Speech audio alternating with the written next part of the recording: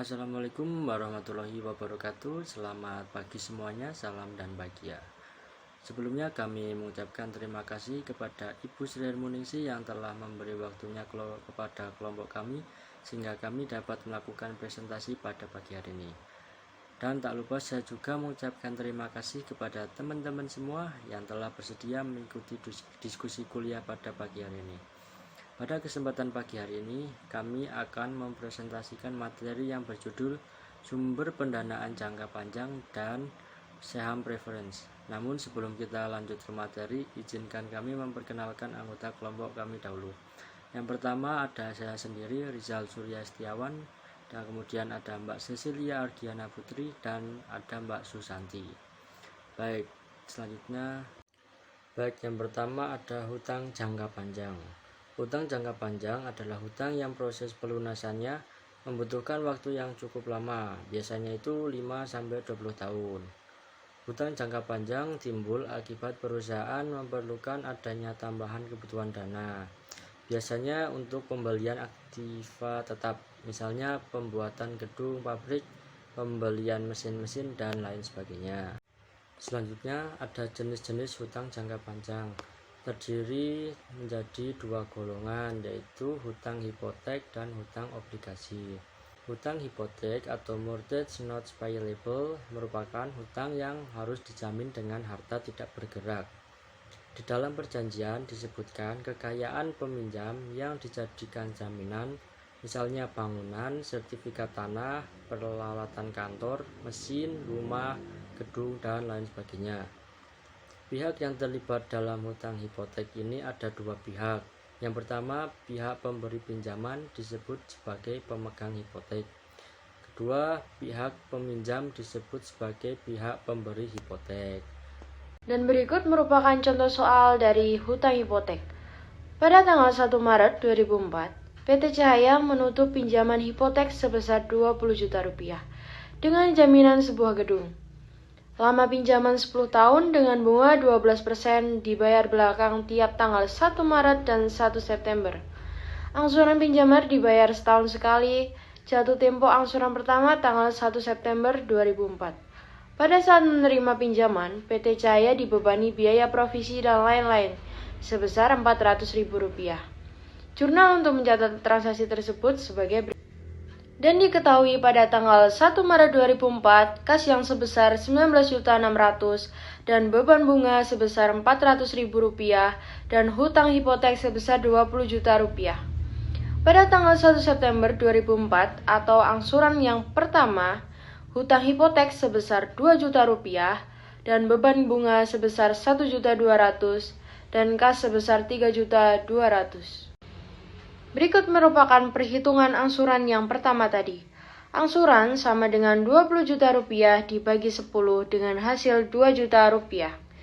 Bunga sama dengan Rp20 juta dikali 6 per 12 kali 12% dengan hasil Rp1.200.000. 2 juta ditambah Rp1.200.000 dengan hasil Rp3.200.000. Pada tanggal 31 Desember 2004 perlu penyesuaian untuk yang pertama, perubahan hutang hipotek sebagai hutang jangka panjang menjadi jangka pendek sebesar Rp2 juta yang akan dibayar pada angsuran kedua tanggal 1 September 2005. Dan yang kedua, penyesuaian bunga hipotek selama 4 bulan, September sampai dengan Desember 2000. Penyesuaian hutang hipotek. Hutang hipotek sebesar Rp2 juta. Dengan hutang hipotek segera dibayar Rp2 juta. Penyesuaian bunga hipotek. Beban bunga sebesar Rp720.000. Hutang bunga sebesar Rp720.000. Dari Rp720.000 itu, 18 juta dikali 4 per 12 kali 12% yang sama dengan Rp720.000. Dengan ini, hutang lancar sama dengan hutang bunga sebesar Rp720.000. Hutang hipotek segera dibayar Rp2 juta. Dengan Rp720.000 ditambah Rp2 juta sama dengan hutang jangka panjang Rp2.720.000 dengan hutang hipotek Rp16 juta. Baik, selanjutnya ada hutang obligasi. Hutang obligasi ialah hutang yang diperoleh melalui penjualan surat-surat obligasi. Yang dimaksud dengan surat obligasi adalah surat bukti pengakuan berhutang dari pihak yang menerbitkan kepada pemegang surat obligasi. Selanjutnya, istilah-istilah dalam obligasi. Yang pertama, nilai nominal obligasi, yaitu jumlah yang akan dibayar pada tanggal jatuh tempo. Yang kedua, tanggal jatuh tempo, yaitu tanggal di mana obligasi harus dilunasi. Yang ketiga, bunga obligasi, yaitu bunga per tahun yang diberikan kepada pemegang obligasi yang dinyatakan dalam persentase. Yang keempat, tanggal bunga, yaitu tanggal di mana bunga obligasi akan dibayar. Selanjutnya ada contoh soal, yaitu PT Bulan pada tanggal 1 Maret 2012 menempatkan 10 lembar obligasi dengan nilai nominal 100.000 per lembar dengan kurs 100%. Jangka waktu obligasi 4 tahun dengan bunga 8% yang dibayar tiap tanggal 1 Maret dan 1 September. Transaksi ini dicatat sebagai berikut.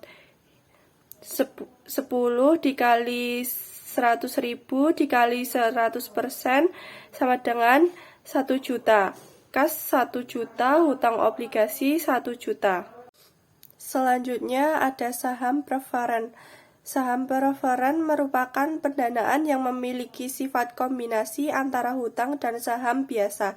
Jika terjadi likuidasi, tuntutan pemegang saham preferen atas aktiva berada pada urutan setelah kreditur, namun sebelum pemegang saham biasa. Dari sisi perusahaan yang mengeluarkan saham preferen, manfaat utama yang diperoleh adalah bahwa pembayaran dividen atas saham preferen relatif lebih fleksibel dibandingkan dengan bunga hutang. Selanjutnya ada jenis-jenis saham preferen. Yang pertama, saham preferen kumulatif. Pada saham preferen kumulatif selalu diperhitungkan kewajiban pembayaran dividennya sebelum membayar dividen kepada pemegang saham biasa.